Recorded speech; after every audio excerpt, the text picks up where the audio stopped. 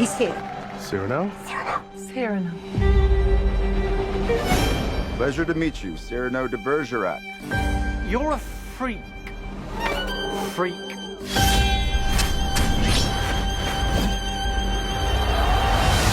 My dearest friend, I'd be very angry with you if you died.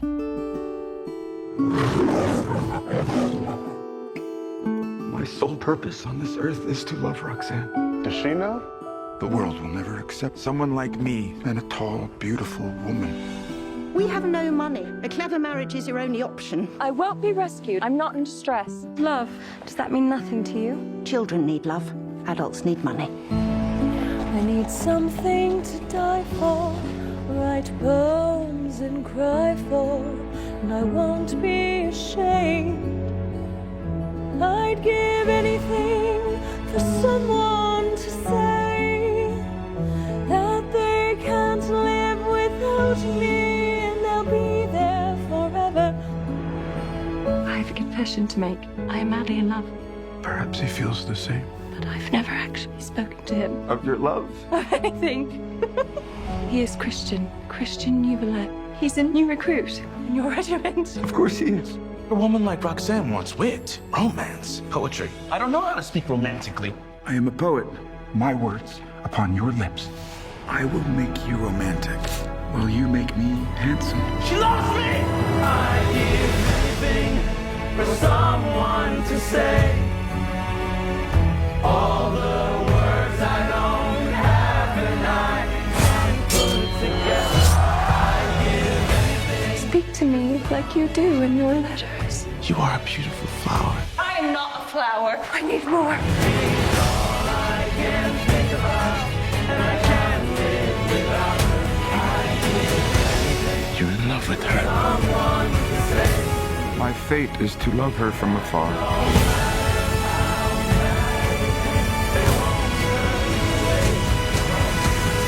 We must let her decide our fate. She must have the choice.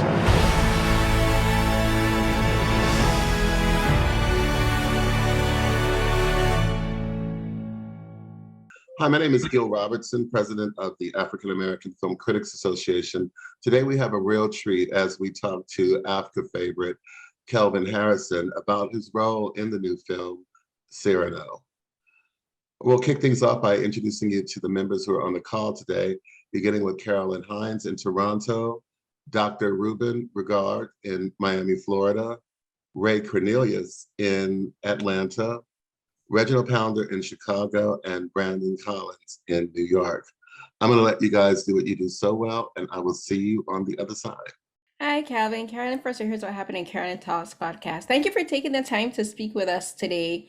My first question for you has to do with this is a musical, and what many people may not know is that you are a musician, you play multiple instruments, and you sing, and you come from a family of musicians as well. What does it mean to you to finally be able to showcase your musical side on film, and especially telling a story like in Cyrano? It's intimidating in a lot of ways because it's very different from what I grew up doing. You know, I grew up in New Orleans, so it's obviously jazz was the influence, not the National. I had never heard of the National, and so doing a musical is, you know, they told us that they intended for us to sing live, and that element of it, and also I was trying to figure out how do I infuse my my understanding of music and my relationship with storytelling through music with that particular folk sound. So it was a lot of reinventing myself as Christian, as you know, as that in that type of genre to step into this world. So yeah. Thank you. I think you stepped into it really, really well. Like the music isn't typical of a musical, so I think like the music it was handled very differently, and I think you did a fantastic job portraying that. Thank you, Carol. Hi, Kelvin. Ray Cornelius here with Upfront Inside the Entertainment Industry. Great film. Wanted to talk about the diversity of it. We've seen this story before in different iterations and in various films. We've never seen it this diverse. So how did it feel to be a part of a diverse cast and to be the lead for this film? Well, that was one of my initial draws to the project was the fact that I did not know about Cyrano de Bergerac prior to the movie, but the fact that I did know, I was familiar with Joe, right? I was familiar with Peter and Haley. I was familiar with Working Title, and I thought it would be what an interesting call to make to me to play this part. And so, though I when I initially looked at it, I was like, well, I don't really know how much there's to do, but I'm interested in seeing what it looks like to be me in this space. So that was an interesting challenge. That kind of led me to, you know, having more of a conversation. So it was fun. It was a fun challenge. Yeah. Absolutely. Thank you very much. Thank you. Hi, Kelvin, brand accounts and Media and Popcorn Podcast. Great work as always. My question for you is, what was your process as an actor getting prepared for the role of Christian, and how did that evolve once you got on set? It started with a lot of, I think I just started with breaking down the script. I went through every scene, and I just started mapping out the moments. When was the moment when Christian developed a friendship with Cyrano? When was the moment he found out that he was in love with Roxanne? When was the moment he found out that he might think that Cyrano was in love with Roxanne as well? What does that conflict take us on? So there was a lot of that. I watched a film called Being There with Peter Sellers, and that was a big reference for me as well. And I thought there's something beautiful about this, the holy fool of kind of walking to every situation. And it's more so about everyone's perception of Chauncey than it is how Chauncey views himself. And I thought that was also Christian. Everyone perceives Christian as this handsome guy who may be this really well-written fella, but that's just not the case. He's just a sincere, sweet dude who just comes in and is unable to articulate himself in the way that these particular people articulate themselves. It's not so much that where he came from was the wrong way, him approaching it with action, but it's just that that's not how Roxanne wants it. And so a lot of it was just being really just deliberate in taking away a lot of subtext in a lot of moments, instead of trying to come in with a million different thoughts, just keeping him a simple man, which was a big Being There thing as well. So yeah. Thank you. Thank you. Hi, Kelvin. I'm Ruben from cocalecos.net. I'm a huge fan of Joe's work. I think he's a great craftsman as a director. Like he can make a great film in two scenarios. I remember on Ana Karenina that I fell in love with his work. How was that first conversation with him, and he letting you know how he wanted this movie goes, and what he wanted from you as an actor and for the character of Christian? Yeah, I think I'm also a fan of Joe's films, and I was really curious to see how we would start that conversation, and he actually just threw it to me. I think Joe had seen Waves, and he was like, well, I saw, you have a vulnerability to you that I find interesting, but what do you think would make Christian interesting? What's your interpretation of Christian? I don't think, I think he knew that whoever he cast, he had to start to make his movie and his cast around those individuals. And he knew he had Peter and Haley already, so he had those two pieces. But in order to complete his movie, he had to kind of see what I thought. And a lot of our conversations were kind of what I just said previously, was just about keeping Christian this simple man and having a like I said, a sincerity and a naivete about him. He's walking into a new world. I told Joe about when I'm coming from New Orleans, a really small town, and then I went into Hollywood, and all these things are happening. I'm meeting directors, and I'm going to Diana Ross concerts. Suddenly, I'm working with Tracy Ellis Ross. I'm this, that, and this, and all these people are showing up, and you don't really know what it means, and it's exciting, and you don't know what the language is. You don't know what a film set with the jargon is. You don't know what breakdown service, all these things. And I was like, that's Christian. He doesn't know. He's nervous, and he's excited, and he's grateful to be there. And I was like, that's been my experience. So I was like, let's bring a lot of that into it. Grateful to be there and driven. The Christian's consistently driven. He's like, I'm gonna go after it. I'm determined, and I have integrity. I have as much integrity as you allow me to believe, but I trust. I trust that the people around me are going to lead me in the right direction, which was ultimately his biggest mistake with Cyrano. Hi, Kelvin. This is Reggie Ponder from 91.1 FM in Chicago. And my initial question, you actually touched on it. So I'm gonna ask you a little fun question, is that in real life, would you consider yourself the Cyrano with your friends or the Christian with your friends, and why? Can you give us an example of why you might think you're one or the other? I actually think, I've been a bit of both at certain points in my life. There are moments where I definitely don't know what to say. And I get tongue-tied and I'm babbling on. That's me more often than not. And then there are often moments where I feel like I'm really confident. And it depends on if I'm feeling confident in what I'm talking about, I guess. And I think that's the strong suit of Cyrano. It's not that he has all the answers, it's that he really knows poetry really well. And, we all have our strong suits and we all have our moments where I think we're speechless. We're all speechless Christian at a certain point. So, yeah. Thank you so much. I appreciate that. Thank you. Hi, Kelvin. I'm Carolyn again.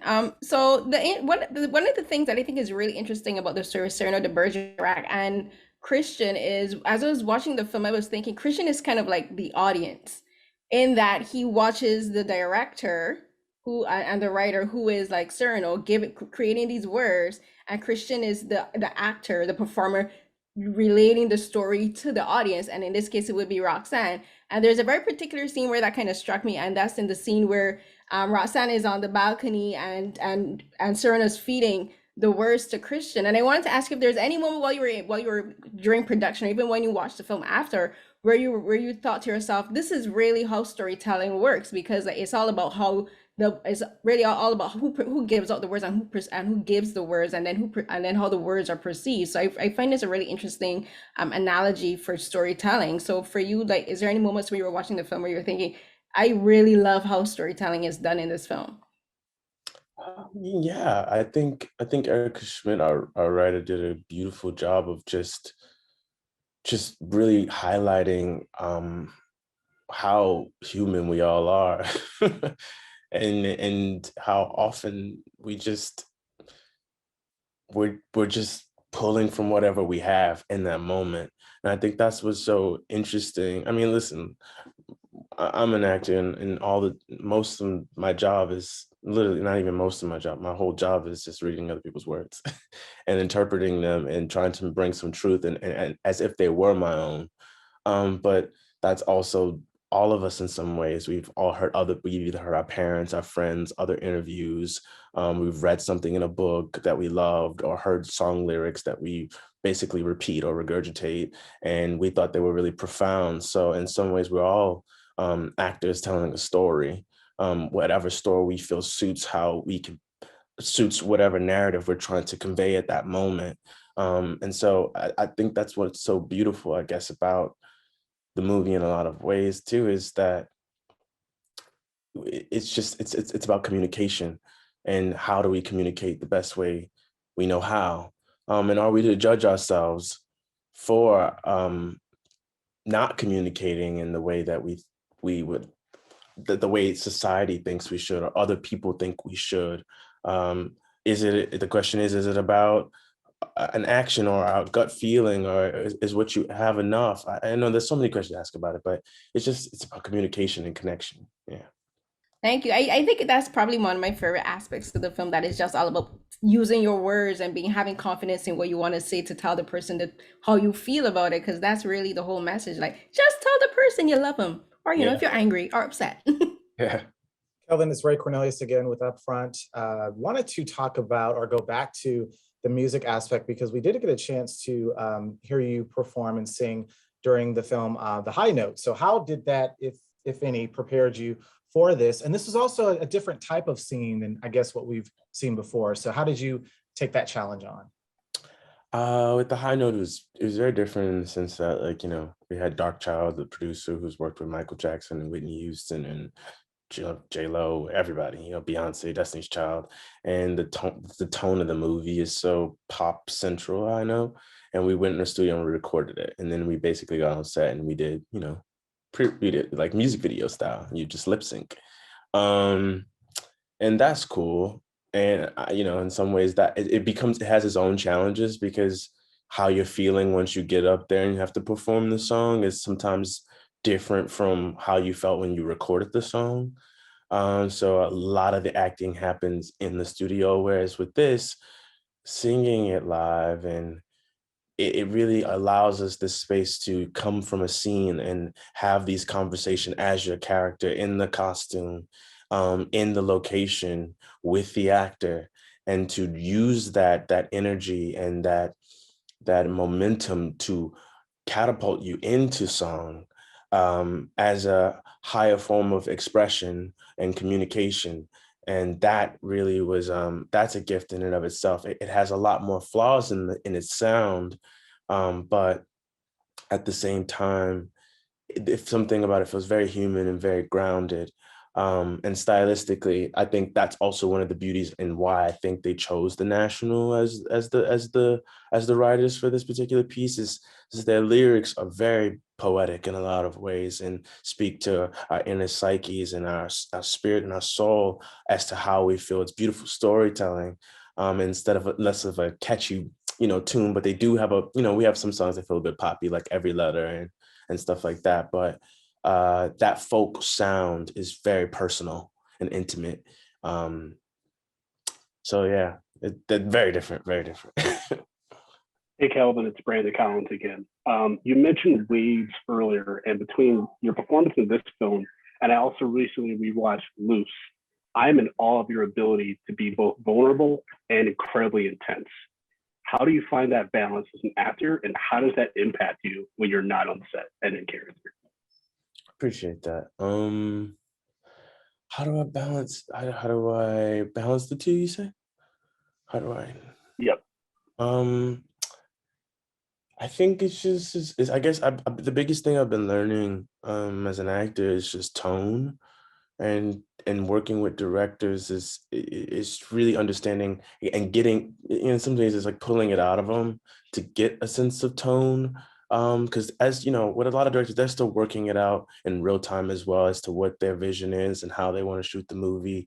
Julius, for Loose in particular, he had the whole movie mapped out before we got there, that's such a gift to me. And that's why I love working with Julius, is he's just so specific and detailed, and in terms of, he comes from a theater background, so much like Erica as well, Erica Schmidt, our writer, and so they really understand mood and what is required of an actor in any given scene and the shifts that kind of take place. Joe is very different in that way. It's more about the details and visually and aesthetically, instead of what's happening here. But for me, it's just, I don't know, man. I just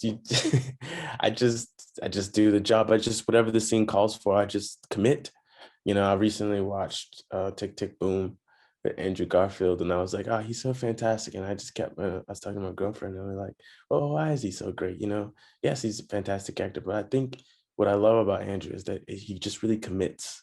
He commits to every scene. He commits to the over the top personality of the character that he's playing or whatever it is. It's just his commitment, even when the choice may be wrong. If you commit, I don't think anyone would know. I think that's the biggest thing. So, yeah. And in terms of how it affects my personal life, who's to say? Well, thank you, and great job as always. Can't wait to see what you do next. Thank you, man. I always wonder, what do you think is more responsible for this, the actors or the director? And in this case, specifically with Peter and Joe as a director, how do you think it works better with like as a director vision or as an actor performance and conversation, off camera? Yeah, I think it's mostly, it depends on the show. Some movies, it is the director that wants to initiate those types of interactions. But I think in this particular case, Peter and I both had a mutual friend that we knew separately. And we connected before we even started doing the movie. Pete was like, give him my number, and he started sending me crazy text messages, just messing with me, making fun of me, making fun of my, he was like, oh, I saw your Instagram, nice shirtless pic, stuff like that, just to keep it light. And I think we both agreed that we believe Cyrano and Christian there's a brotherhood between them, which it's not just about these two guys that are fighting for this girl. It's about these two guys who identify with each other because they feel like they have these inabilities to express themselves or have the tool set they need to win over the woman they love, and insecurities. And it's like two brothers being like, hey man, I got this insecurity about how I speak, and he's like, hey man, I got this insecurity about my height, but hopefully we could come together and build each other up and make it better. I'll do this for you and you do this for me.